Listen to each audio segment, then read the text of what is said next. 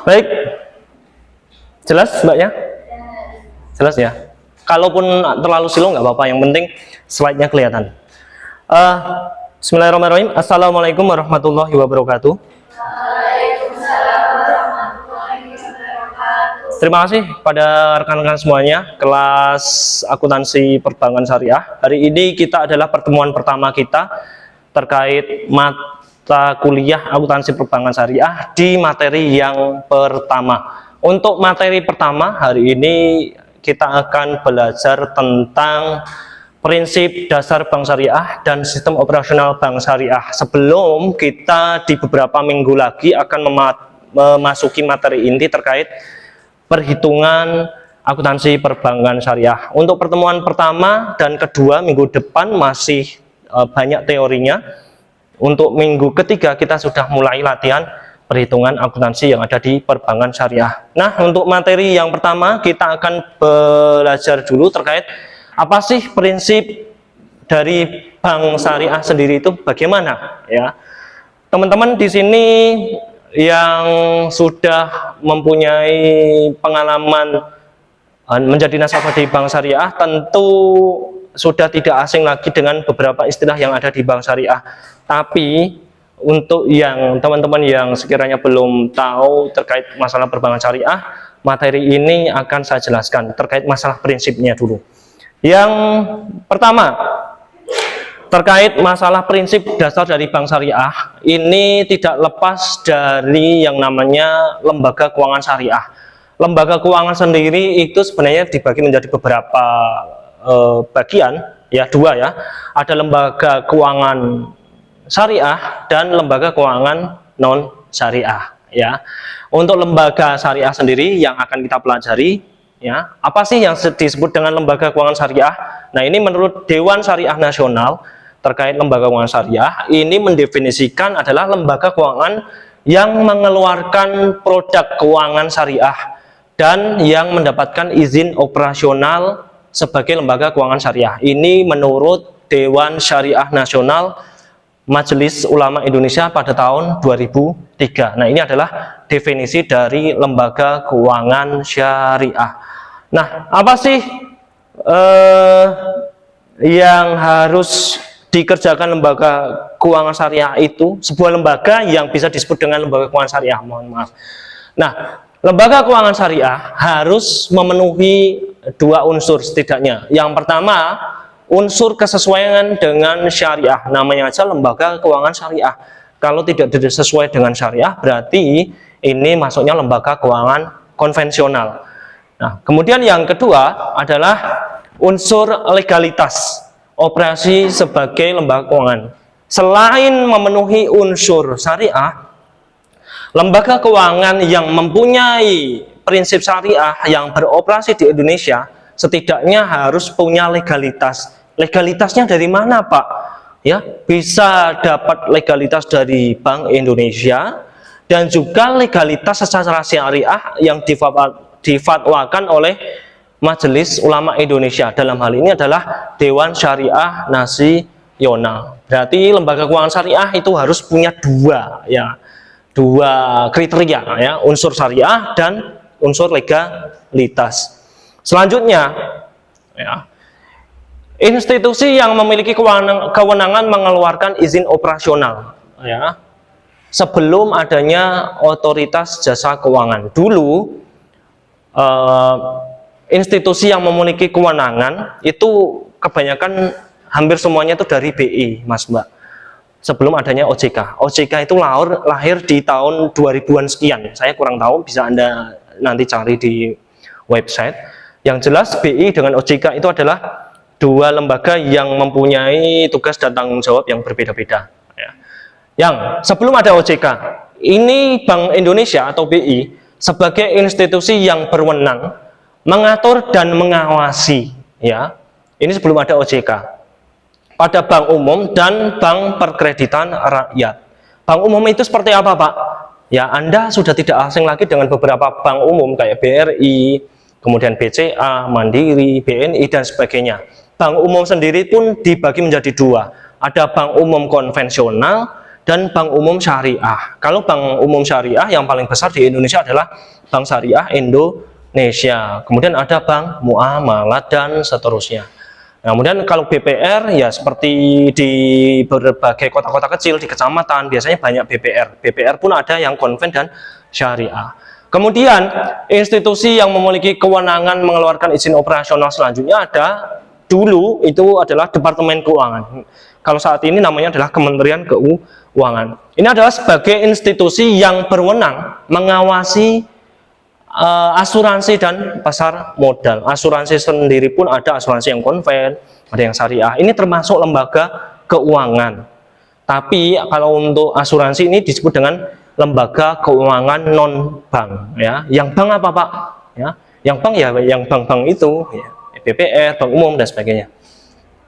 Kemudian kalau di zaman dahulu, institusi yang berwenang mengeluarkan izin operasional selanjutnya adalah Departemen Koperasi. Kalau saat ini disebut dengan Kementerian Koperasi UMKM lah, Koperasi dan UMKM. Ini adalah sebagai institusi yang berwenang mengatur dan mengawasi koperasi. Koperasi itu ya lembaga keuangan, tapi levelnya di bawah bank. Ya, bisa disebut dengan lembaga keuangan non bank juga. Kalau diterapkan saat ini itu kayak koperasi apa Pak? Ya macam-macam. Kayak di teman-teman Anda itu kan banyak koperasi A, B, C dan sebagainya. Kalau yang syariah biasanya adalah BMT. Kalau saat ini koperasi, ya, itu levelnya setara dengan koperasi. Nah, kemudian untuk yang saat ini, ya, institusi yang memiliki kewenangan setelah berdirinya OJK, Otoritas Jasa Keuangan. Yang pertama adalah ya OJK itu sendiri adalah institusi yang berwenang mengatur dan mengawasi ya lembaga keuangan non bank seperti asuransi dan pasar modal, efektif sejak 1 Januari 2013 dan bank ya. Jadi mengawasi lembaga keuangan non bank dan bank ya. Kalau untuk yang non bank sejak 2013, kalau yang bank sejak 2014. Kemudian institusi selanjutnya yang berhak mengeluarkan izin operasi adalah Kementerian Koperasi dan UMKM. Ya, sebagai institusi yang berwenang mengatur dan mengawasi koperasi. Ya. Sampai di sini cukup jelas, teman-teman? Ya, baik. Kita lanjutkan ke slide selanjutnya. Jadi untuk materi ini insya Allah akan saya berikan kepada teman-teman semuanya setelah perkuliahan ini nanti selesai atau mungkin nanti malam. Ya. Kemudian prinsip dalam hukum muamalah. Muamalah itu adalah hubungan interaksi manusia dengan manusia. Kalau manusia dengan pencipta itu adalah ibadah ya. Ini saya kira teman-teman boleh dibaca slide-nya sendiri karena ini banyak teorinya. Nah, kita langsung ke yang inti juga. Larangan terhadap transaksi. Nah, di lembaga keuangan syariah, baik bank syariah maupun non bank, yang hal ini adalah lembaga keuangan non bank tapi prinsipnya syariah. Ini transaksi yang harus dihindari atau yang dilarang ini ada 3 kriteria. Yang pertama haram zatnya, haram selain zatnya, dan tidak sah akadnya. Nah ini harus menghindari ketiga hal ini baik lembaga keuangan syariah maupun lembaga keuangan non syariah. Lembaga keuangan syariah maupun lembaga keuangan syariah non bank. Ya. Kita bahas dulu yang pertama, larangan terhadap transaksi yang haram zatnya. Ini saya kira teman-teman sudah banyak yang tahu ya secara umumnya. Larangan terhadap transaksi yang haram zatnya sering dikaitkan dengan prinsip muamalah. Yang ketiga yaitu keharusan menghindari kemudaratan. Mudaratan itu ya banyak kerugiannya, banyak jeleknya. Bagi industri perbankan syariah, pelarangan terhadap transaksi yang haram zatnya tersebut diwujudkan dalam bentuk larangan memberikan pembiayaan yang terkait dengan aktivitas produksi makanan, minuman yang tindakannya diharapkan dalam Islam. Misal ada nasabah ya. Nasabah tersebut mengajukan pinjaman kepada bank syariah. Misal nasabah tersebut mempunyai usaha ternak babi. Nah, pinjam uang ke bank syariah untuk membesarkan ternak babinya, tentu ini tidak diperkenankan di bank syariah. Atau punya usaha minuman keras. Kalau di daerah Solo, itu bukan Solo sih, Sukoharjo, itu daerah Bekonang itu ada namanya sampai disebut dengan Jalan Ciu ya di sana itu, karena itu sudah melegenda dari zaman dahulu. Rumah tangga di sana itu kebanyakan memproduksi ciu. Dulu awalnya ciunya itu bukan ciu untuk minuman, tetapi digunakan untuk kegiatan non makanan dan minuman. Lama-kelamaan sampai saat ini disalahgunakan untuk memproduksi minuman keras. Itu di daerah Bekonang, Kabupaten Sukoharjo, dekat Solo. Nah ini nggak boleh kalau mengajukan pinjaman di bank syariah. Kemudian larangan terhadap transaksi haram selain zatnya. Ini yang tidak diperbolehkan apa aja, Pak? Ada transaksi atau kegiatan yang mempunyai sifat tadlis. Ini ketidaktahuan satu pihak. Misal jual beli, ya. Saya menjual mangga kepada Mbak siapa namanya, Mbak Nisa. Mbak Nisa saya jual mangga, tapi saya aslinya tahu mangga ini luarnya bagus, tapi dalamnya itu kayaknya kebanyakan sudah dimakan ulat. Mbak Nisa ini saya jual mangga bagus-bagus loh. Silahkan Mbak dijual. Mbak Nisa tanya, Pak ini bagus toh? Bagus. Nah ini kan Mbak Nisa nggak tahu. Nah ini yang disebut dengan tadlis. Yang kedua adalah goror, ketidaktahuan kedua pihak. Jadi misalnya apa Pak? Ini biasanya terjadi di praktek asuransi konvensional. Asuransi konvensional, misal saya sebagai lembaga asuransi, ada nasabah, calon nasabah datang bermaksud mendaftarkan dirinya sebagai pihak yang diasuransikan. Dalam hal ini adalah asuransi jiwa. Asuransi jiwa nanti per bulannya bayar atau per tahun sekali bayar berapa juta misal. Nah, asuransi jiwa ini kan dapat klaimnya itu setelah terjadi kejadian salah satu si konsumen itu meninggal. Ini kan nggak tahu meninggalnya kapan, ya, yang namanya ajal kan nggak tahu. Ataupun asuransi kecelakaan, ini kan nggak tahu kan kecelakaannya mau kapan. Dan si konsumen ini kan juga nggak pengen, meskipun mau dibayar berapa ratus juta, tapi kalau terjadi kecelakaan ini kan nggak mau juga. Nah ini kan dua belah pihak juga nggak tahu, ya. Ini terjadi di asuransi konvensional. Kemudian yang ketiga ada ikhtikar, rekayasa pasar dalam penawaran, ya. Kemudian ba'i najasi, rekayasa pasar dalam permintaan. Misalnya kayak masalah penimbunan beras, kemudian kelangkaan minyak goreng karena faktor yang disengaja baik dari si penjualnya, timbullah ini harganya mumpung mahal, besok-besok kemungkinan lebih mahal baru tak jual. Nah ini nggak boleh dalam Islam. Kemudian yang kelima ada maisir, judi. Jelas yang saat ini ngetren adalah judi online. Teman-teman tolong ya, Anda masih muda, ini tidak memandang usia muda, karena judul itu kan semua orang bisa mengakses saat ini, sudah punya HP. Ini tolong, meski nggak ada ceritanya judi itu membuat kaya. Kemudian yang terakhir ada riba. Riba ini adalah penambahan. Misal ada transaksi utang, ya, saya utang kepada Mbak Nisa mempersyaratkan besok saya utang 1 juta misalnya, ya, Mbak Nisa mempersyaratkan nanti kalau mau ngelunasin tambahin 100.000 ya. Nah ini yang 100.000 adalah riba, nggak boleh. Paham sampai di sini? Jelas? Kemudian ini tidak akan saya jelaskan, tadi sudah ya, tadlis, goror, kemudian ba'i najasi, maisir, riba, kemudian ini tidak saya jelaskan juga. Kemudian barang ribawi ini dapat dikelompokkan menjadi dua, yaitu kelompok mata uang dapat dibagi dalam beberapa jenis, yaitu emas dan perak. Secara khusus baik dalam bentuk mata uang dan dalam bentuk lainnya. Nah ini emas, perak itu termasuk barang ribawi.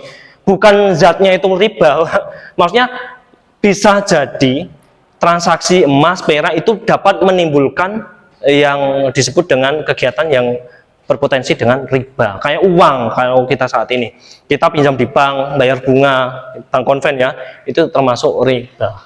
Kemudian kelompok bahan makanan pokok seperti beras, gandum dan sebagainya.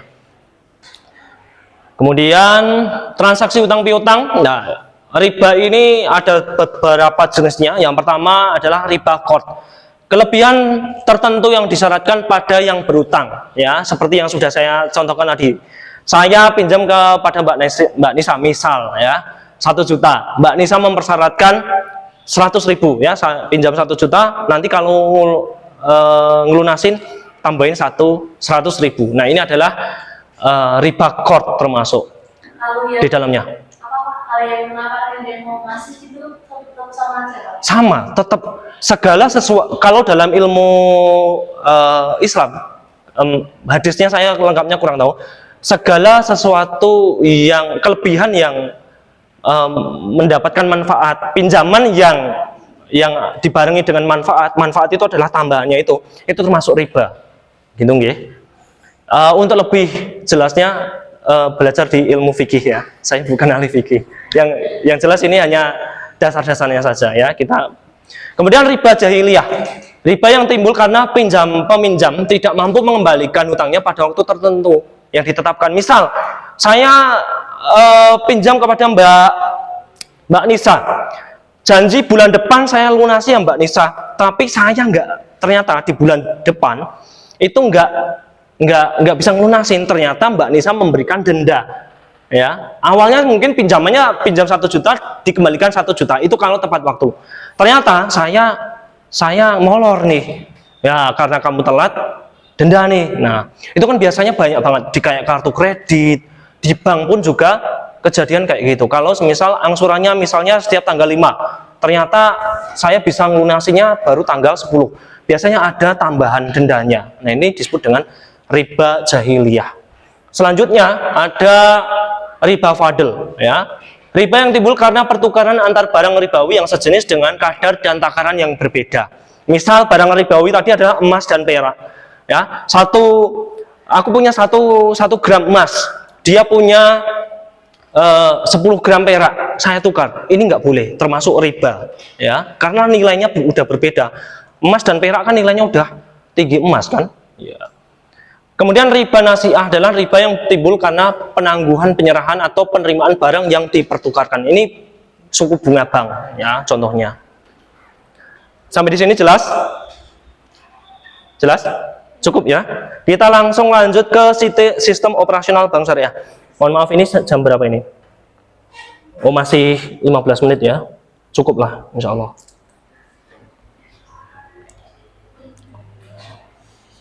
Ya, kita masuk ke sistem operasional bank syariah. Masih intro ini. Nah, bank, Anda anak perbankan, tentu harus tahu definisi dari bank itu seperti apa. Sudah diajar Bu Asih? Bank itu apa? Lembaga yang kegiatannya menghimpun dana dari masyarakat dan kemudian menyalurkan kembali dana tersebut kepada masyarakat dalam bentuk pinjaman. Nah, ini adalah bank. Tolong teman-teman anak perbankan, masalah seperti ini jangan dihafal tapi dipahami. Bank itu apa sih tugasnya? Ngumpul ke duit dari masyarakat dalam bentuk tabungan simpanan, kemudian uang tersebut disalurkan pada masyarakat lagi dalam bentuk pinjaman. Ini Anda anak perbankan tolong dipahami, kalau ditanya harus hafal ya, di luar kepala. Ini sebagai financial intermediary, sebagai media untuk menyalurkan dari unit surplus. Unit surplus itu dari masyarakat yang nabung ya. Masyarakat nabung itu kan mesti kelebihan uang kan, nggak mungkin saya kurang duit tapi nabung ya, lucu kan. Unit surplus ini adalah orang-orang yang punya kelebihan uang ya, ditabung kepada bank ya, kemudian bank ini mengumpulkan dana dari masyarakat tadi, kemudian disalurkan kepada unit yang membutuhkan, unit defisit dalam bentuk pinjaman. Unit surplus ke bank, ngumpulin uang ke bank dalam bentuk tabungan, deposito, giro, kemudian bank menyalurkan kembali kepada masyarakat yang membutuhkan, sing utang dalam bentuk pinjaman ya. Kalau di bank syariah dalam bentuk ya tadi pinjaman dengan akad mudharabah, musyarakah, murabahah dan sebagainya. Kalau di bank konvensional ya cukup tabungan dan pinjaman. Kreditnya macam-macam jenisnya. Begitu ya. Kok definisinya beda sih Pak dengan Bu Asih? Ya secara garis besar intinya sama. Bahasanya silakan Anda rangkai sendiri. Anda mahasiswa, tidak harus plek, tidak harus hafal 100% kayak gitu. Intinya tetap sama. Nah, ini kalau bank ya, ini tadi sudah menurut Undang-Undang tahun 2008. Nah, kita langsung lanjut ke kalau bank syariah apa sih, Pak? Ya, bank yang beroperasional sesuai dengan prinsip syariah. Ini berdasarkan Undang-Undang Nomor 21 tahun 2008. Bank syariah sendiri dibagi menjadi dua, ada bank umum syariah, ada bank pembiayaan rakyat syariah. Ya, kalau bank umum syariah ini biasanya banknya udah gede-gede nih, BSI, Muamalat, Bank Mega Syariah, BCA Syariah, dan seterusnya. Kalau BPRS, Pak, BPRS ini apa sih? Levelnya itu bisa disebut bank, tapi ini tidak bisa menjalankan kegiatan transaksi lalu lintas pembayaran. Bedanya dengan bank umum dengan bank BPRS.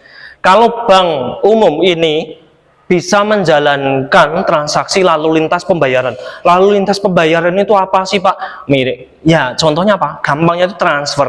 Kemudian ada transaksi clearing, cek dan bilet giro. Kemudian punya ATM dan sebagainya. Ini adalah bank umum. Kalau BPRS nggak bisa. Misal Anda punya tabungan di BPRS A, Pak, saya mau transfer ke BCA, nggak bisa, itu nggak yang dinamakan lalu lintas pembayaran. BPRS transaksinya kalau mau transfer ya sesama BPRS dia sendiri, antar BPRS berbeda nggak bisa. Ya, BPRS A, semisal punya cabang di Semarang, ya mungkin bisa saya transfer ke teman saya yang punya BPRS, tapi kalau BPRS mau transfer ke BPRS mereknya lain itu nggak bisa, apalagi ke bank umum. Ya, ini perbedaan antara bank umum dan BPRS. Bank umum bisa melakukan transaksi lalu lintas pembayaran, BPRS nggak bisa, ya gitu. Kalau unit usaha syariah, ya biasanya unit kerja dari kantor pusat bank umum, ya punyanya bank umum atau konven, yang berfungsi sebagai kantor induk. Biasanya apa? Dalam bentuknya bank jateng syariah. Itu salah satu unit usaha syariah. Karena apa? Nginduknya masih di bank jateng konvensional. Kalau Mega Syariah ke Mega, Pak, udah nggak nginduk. Meskipun namanya sama. Dulu Bank Syariah Mandiri dan Bank Mandiri itu sudah bukan disebut unit usaha syariah karena sudah beda entitas perusahaan.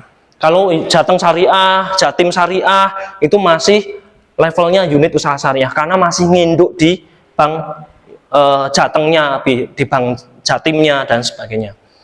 Nah, ini adalah sistem operasional bank syariah. Anda nanti bisa baca sendiri ya. Saya kira ada murabahah, salam istisna dan sebagainya. Mengumpulkan dana dari masyarakat, kemudian menyalurkan kembali kepada masyarakat dalam bentuk murabahah, salam istisna, ijaro, pinjaman kebajikan atau kod dan seterusnya. Sampai di sini ada yang ditanyakan? Ini tinggal sedikit kok ya. Nah, kita masuk ke spesifik bank syariah. Bank syariah ini hampir mirip kayak bank konvensional dalam menghimpun dana dari masyarakat. Cuma namanya yang berbeda saja. Prinsipnya kalau di bank syariah, ini kalau mengumpulkan dana, ini hanya ada dua jenis bentuknya. Ya, dalam bentuk tabungan mudharabah, ya, kemudian dalam bentuk akad wadiah. Simpanan mudharabah dan simpanan wadiah, macam-macam. Wadiah itu apa sih, Pak? Wadiah itu hanya titipan saja. Intinya saya punya uang nabung ke bank syariah dengan akad wadiah, tidak ada bagi hasilnya, tidak ada bonus, tidak ada apa ya, bank tidak berhak mengelola uang saya. Ya, ini definisinya. Secara bahasa ini adalah titipan. Uang titipan dari nasabah untuk yang wadiah ini wajib dijaga oleh bank dan dikembalikan kepada nasabah setiap saat jika nasabah menghendaki. Ada jenis dua wadiah, ada wadiah yad amanah dan ada wadiah yad domanah. Kalau wadiah yad domanah, dana nasabah yang dititipkan boleh digunakan oleh bank. Kalau wadiah yad amanah, dana nasabah tidak boleh digunakan oleh bank. Maksudnya tidak boleh digunakan itu untuk apa, Pak? Untuk transaksi bisnis bank. Bank kan juga menjalankan bisnis. Berarti kalau Anda nabung ke bank syariah dalam bentuk akad wadiah yat amanah, uang Anda hanya disimpan di bank. Bank tidak berhak memutarkan uang Anda untuk dipinjamkan kepada orang lain. Nah, ini adalah yat amanah. Kalau yat domanah masih boleh, ya. Produk penghimpunan dana dengan akad wadiah biasanya dalam bentuk tabungan dan giro. Kalau Anda main-main ke Bank Syariah Indonesia, Anda di sini anak perbankan syariah sudah punya rekening di Bank Syariah. Nah, gimana sih? Masa belum? Sekali-kali lah buka tabungan 50.000 itu sudah bisa. Kalau nggak salah 100 atau 50.000. Nah, nabung 100, nanti yang 50 boleh Anda ambil di ATM. Sebagai latihan lah, masuk anak perbankan syariah semester 3 nggak punya rekening lah, buat latihan. Ya, bukanya kalau nanti rekening apa Pak? Biar nggak kena administrasi yang gede, yang wadiah ini. Ini cocok untuk pelajar, ya, atau mahasiswa. Nah, ini adalah prinsip wadiah dari bank syariah. Kemudian kita masuk ke mudharabah. Mudharabah akan kerjasama antara pemilik dana, dalam hal ini adalah nasabah, yaitu nasabah dengan pengelola dana, ya, itu adalah bank. Berarti kalau akad mudharabah ini adalah pemilik dananya adalah nasabah kita, kemudian dikelola dana kita kepada dari bank, ini disebut dengan mudharib kalau banknya. Bank bebas kelola dana dari nasabah selama sesuai prinsip syariah. Hasil keuntungannya ada bagi hasil sesuai dengan kesepakatan. Misal bagi hasilnya 65 untuk bank, 35% untuk nasabah. Nah, ini tergantung dari banknya masing-masing, beda-beda biasanya. Produk mudharabah biasanya dalam bentuk tabungan dan deposito. Paham ya? Kalau wadiah itu hanya titipan saja, ya, biasanya nggak ada bonusnya. Kalaupun ada bonus dikit kecil, ya. Kemudian bank tidak mengelola dananya kalau di wadiah ya amanah. Kalau mudharabah mesti dana kita dikelola oleh bank. Bagi hasilnya biasanya lebih besar. Ya. Ini untuk produk penghimpunan dana. Teman-teman anak perbankan syariah, tolong kalau ditanya jelaskan prinsip penghimpunan dana yang ada di bank syariah. Bank syariah dalam melakukan penghimpunan dana itu mempunyai dua prinsip dalam menjalankan aktivitasnya, yaitu prinsip wadiah dan mudharabah. Nanti Anda jelaskan sendiri apa itu wadiah dan mudharabah. Ini teman-teman Anda angkatan 2021, 2020 itu kayak gini tak saya ulang-ulang setiap kali pertemuan, mesti lali, lupa. Mumpung Anda masih semester 3. Nanti semester 4 lebih diperdalam lagi. Baik, ini produk-produk penghimpunan. Kemudian kita masuk ke yang pembiayaan, penyaluran dana. Ya, bank itu menghimpun dana di bank syariah dalam bentuk wadiah dan mudharabah dan menyalurkan dana.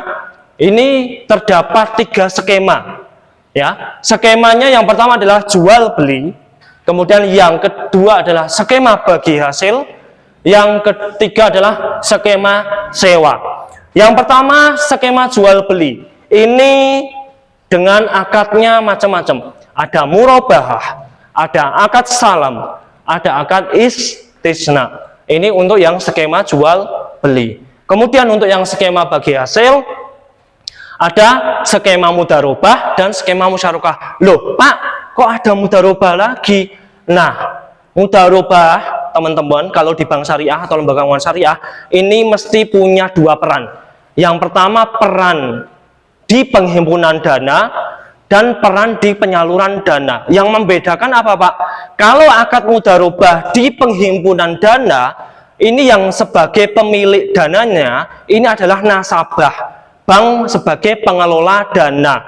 Kalau di prinsip penyaluran dana atau pembiayaan, mudharabahnya ini sebagai pemilik dananya adalah banknya. Kalau nasabah sebagai pengelola dananya. Jadi dibalik. Kalau penghimpunan dana sing duwe duit itu adalah nasabah, sing ngelola uang adalah bank. Kalau yang di penyaluran dana atau di pembiayaan, kalau untuk mudharabah, yang punya uang adalah bank, yang mengelola dana adalah nasabah. Nah, ini yang membedakan mudharabah di penghimpunan dana dan mudharabah di penyaluran dana. Nah, Kemudian untuk yang skema sewa ada ijaroh dan ijaroh mutahiyah bitamlik. Ya, tinggal 3 slide kalau nggak salah, sabar ya.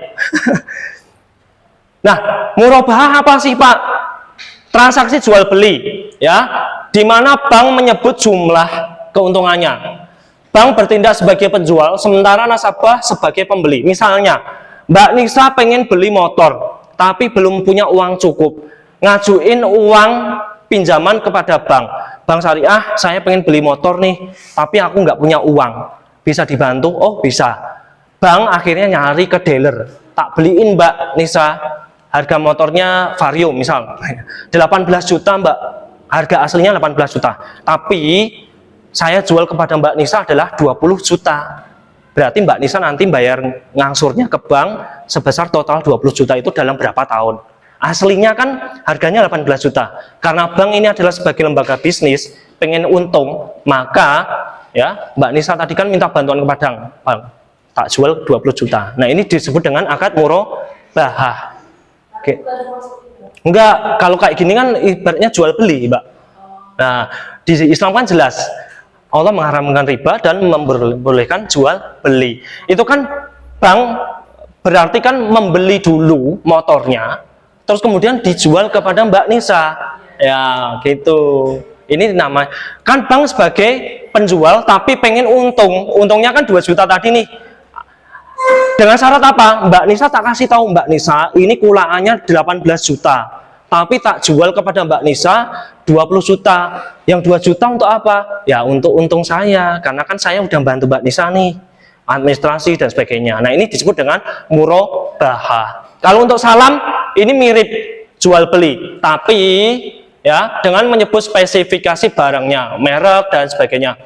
Harga dibayar dengan segera di awal, ya. Setelah disepakati, sedangkan barangnya datang kemudian. Nah, ini adalah salam. Kalau istisna hampir mirip kayak salam, ya, dengan menyebut barang spesifikasi, merek, jenisnya, warnanya dan sebagainya. Yang membedakan adalah pembayarannya. Kalau untuk akad istisna ini boleh di awal, di tengah, di akhir. Kalau istisna ya bayar dulu, ibaratnya kayak istilahnya inden ya, inden. Nah, kayak gitu. Barangnya kan belum ada, nanti tak pesenin, tak buat gini. Mungkin barangnya 3 bulan lagi atau 1 bulan lagi. Nah, kalau salam ini bayarnya di muka, tak bayar sih. Ya, bukan DP. Ya, bayar lunas, tapi minta bantuannya kepada bank. Ya, saya pengen beli produk spesifikasinya ini, tapi belum ada. Uangku juga belum, uangku sudah ada nih, tapi barang ini belum ada yang buat, ya, kayak gitu. Terus minta bantuan kepada bank. Nah, bank ini ke pihak ketiga, buatin barang pesenannya Mbak Nisa, ya. Nah, Mbak Nisa sudah punya uang, banknya ini akan bayar dulu ke pihak ketiganya. Nah, Mbak Nisa nanti ngangsur ke bank, kayak gini. Tapi bedanya bank bayar cash dulu di awal. Kalau istisna di tengah boleh, di awal boleh, di akhir boleh. Itu sudah berkeuntungan nggak Pak ya? Ada, mesti ada keuntungannya. Kalau nggak ada keuntungannya, bank nggak mau lah, mesti ada keuntungan. Ini masuknya skema jual beli, ya. Bedanya salam dan istisna. Untuk lebih detailnya nanti Anda masuk di semester 4 ya, di manajemen pembiayaan syariah. Itu nanti lebih detail. Ya, nanti kalau ketemu saya, kalau enggak ya enggak apa-apa. Saya pernah ngajar kayak ini. Kemudian untuk skema bagi hasil ada mudharabah. Nah, tadi sudah saya jelaskan, mudharabah untuk di akad penghimpunan dana dalam tabungan, deposito, giro dan sebagainya. Ini bank yang punya dana. Tapi kalau mudharabah, ini kan yang punya dana bank. Tapi yang ngelola dana untuk usaha itu adalah si nasabah. Bedanya mudharabah akad di produk penghimpunan dengan mudharabah di akad penyaluran dana atau pembiayaan. Ini bedanya kayak gini. Kemudian kalau musyarakah, akad kerjasama antara bank dengan nasabah untuk jalankan usaha. Misal nih, aku punya pengen usaha angkringan, tapi modal yang dibutuhkan 100 juta. Tapi saya punya uangnya hanya misalnya 30 juta. Nah, si saya berhak mengajukan kepada bank syariah dengan akad musyarakah, ya. Nanti joinan lah, Bang. Aku kurangnya 70 juta. Bisa dibantu enggak? Bank akan menambahkan 70 juta sehingga modalnya kan 100 juta. Nah, ini usahanya dijalankan saya. Nah, bedanya apa dengan mudharabah? Kalau mudharabah itu kan 100% punyanya dananya itu punyanya bank. Kalau musyarakah sebagian dana punyanya nasabah, sebagian punyanya bank. Kalau musyarakah terjadi kerugian ditanggung sebesar modal yang kita sertakan tadi.